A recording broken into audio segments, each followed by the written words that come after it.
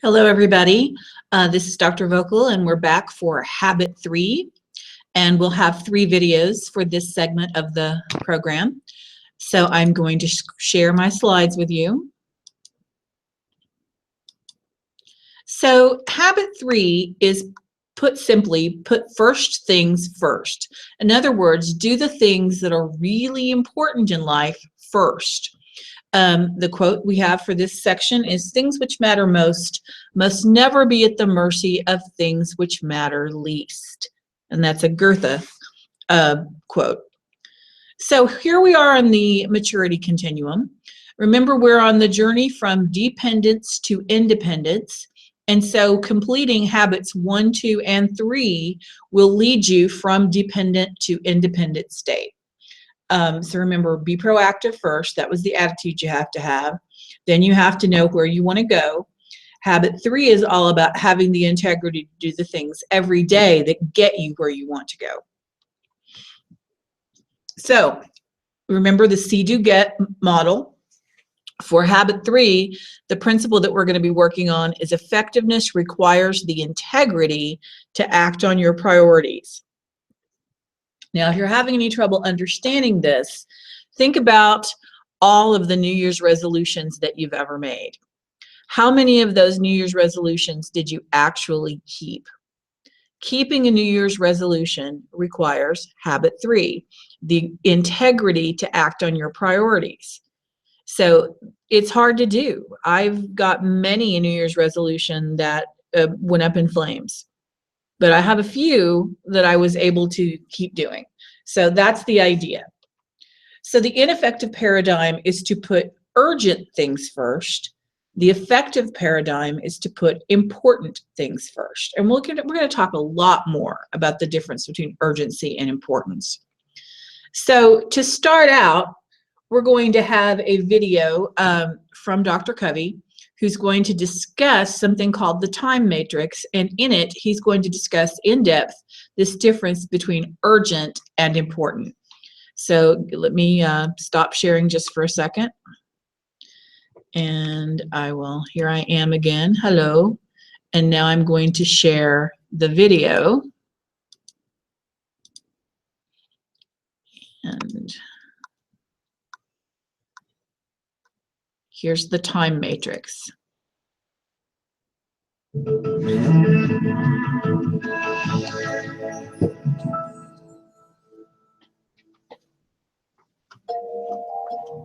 Traditionally, time management has always dealt with efficiency, schedules, time-saving schemes, doing more things faster.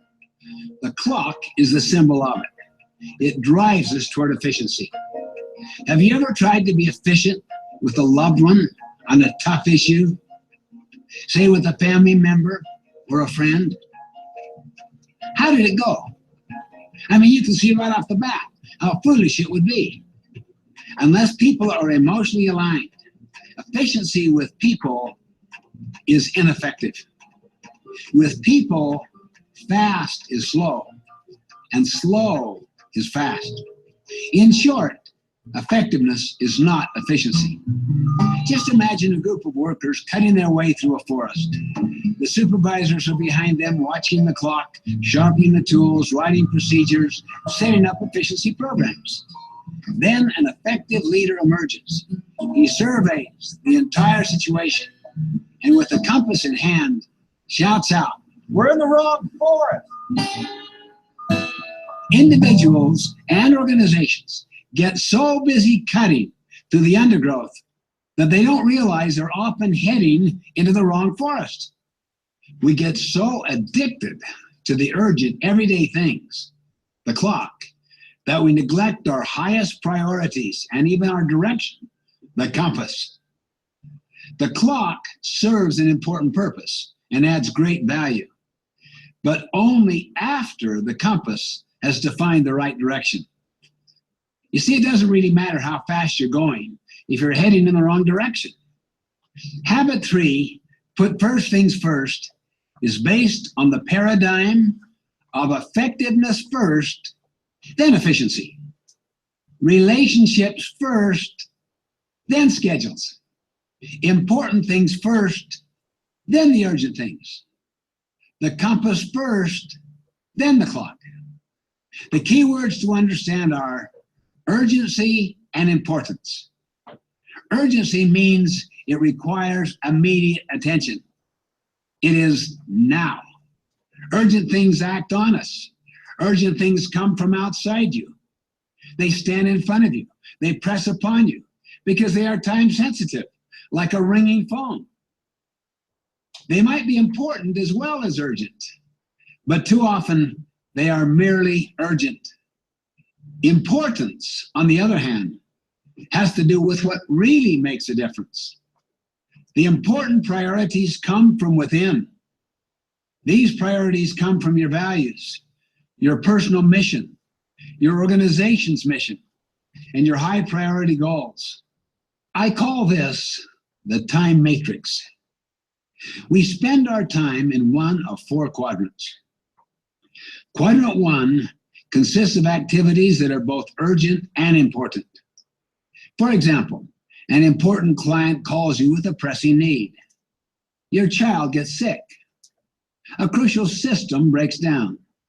A key meeting is suddenly called. Quadrant 1 is full of crises, pressing problems, deadlines that drop on you from nowhere.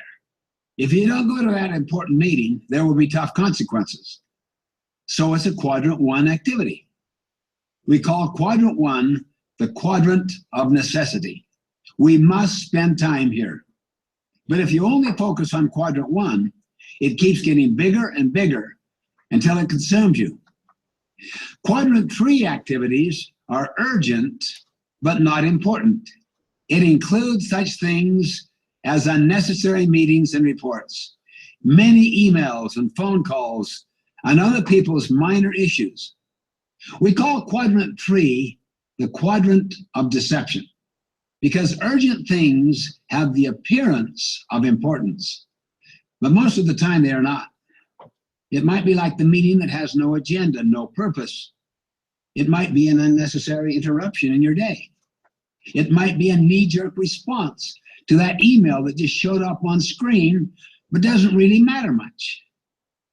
Beware of Quadrant 3. It is the culprit that bankrupts individuals and organizations.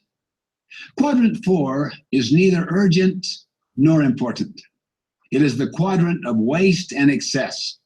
It's all those things that we do to escape, like watching mindless TV, playing endless games, wasting hours on the internet.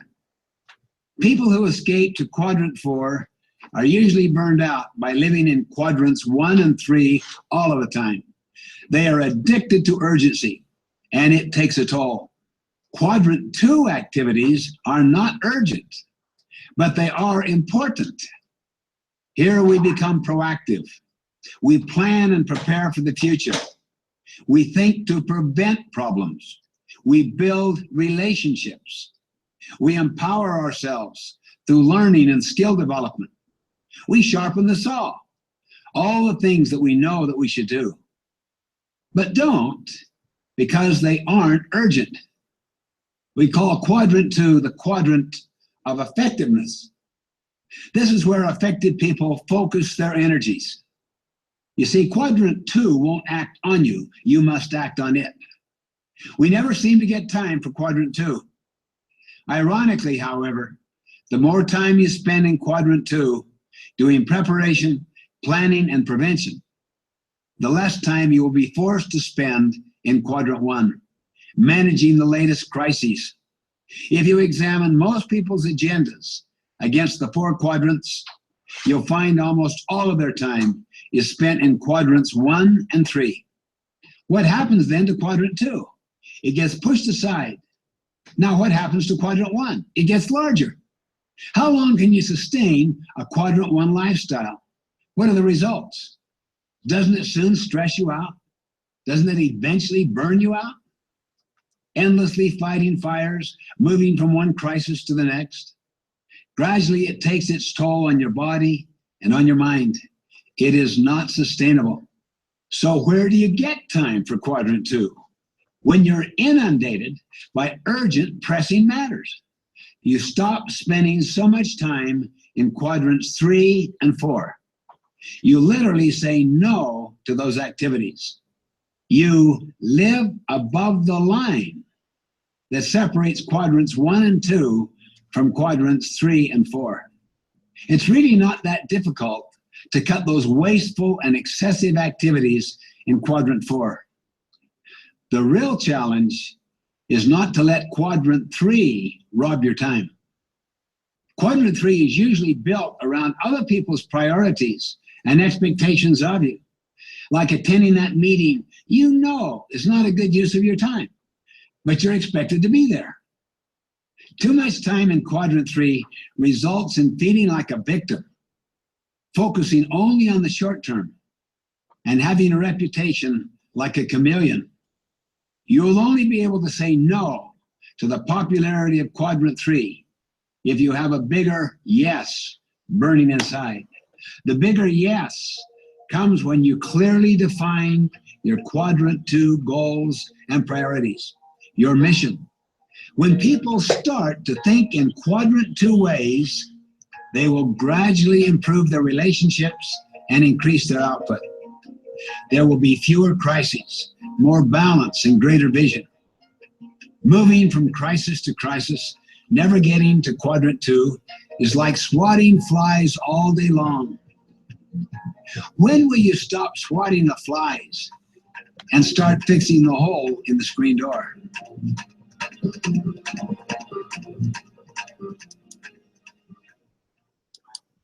All right, everybody. So that's the end of that first section. I will see you again in the second video of 3. And in that, we will actually talk about several different things specific to the time matrix and some examples of how you can choose proactive activities rather than reactive activities. So we'll see you then.